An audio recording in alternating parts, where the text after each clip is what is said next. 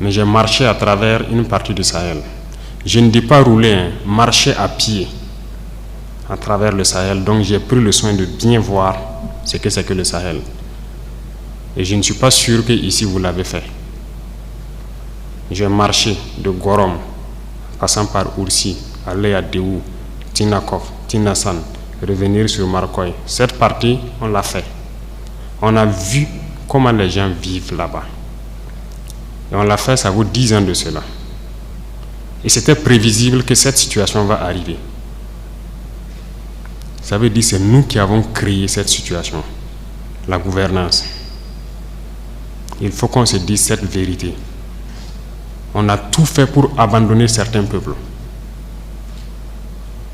à cause de nos intérêts égoïstes. On ne pense qu'à nous. Comme jusqu'aujourd'hui, on voit les gens meurent ailleurs, mais à Ouagadougou, on fait la fête. On n'a aucune pitié pour l'autre.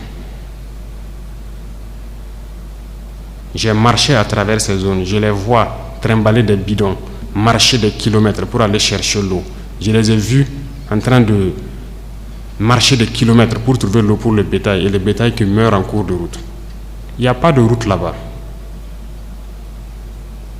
Il n'y a pas de route.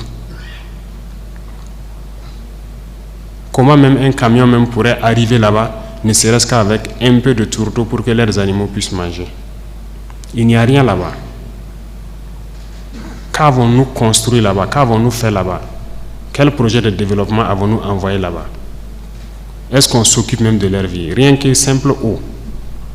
Qu'avons-nous fait de sérieux dans ces zones? C'est la question qu'il faut se poser. Et le territoire de cette partie, c'est hors de contrôle. Qui en est responsable? C'est nous. C'est nous. Il faut que chacun accepte ça. Nous avons toujours le slogan que c'est un pays pauvre. Vous êtes bien conscient que le pays n'est pas pauvre. C'est parce qu'on est méchant. On est sérieusement méchant entre nous. Les jeunes n'ont rien à faire. On a des terres cultivables. On a de l'eau. Comment on peut ne pas vouloir faire quelque chose pour eux? J'ai vécu à Djibo, avant même le début de la crise. J'ai échangé avec les jeunes de Djibo. La seule route Kongoussi-Djibo, les camions ne viennent plus parce que les ponts datent des années 50 et les camions tombaient. Donc les camions ont décidé de ne plus venir. Ils produisent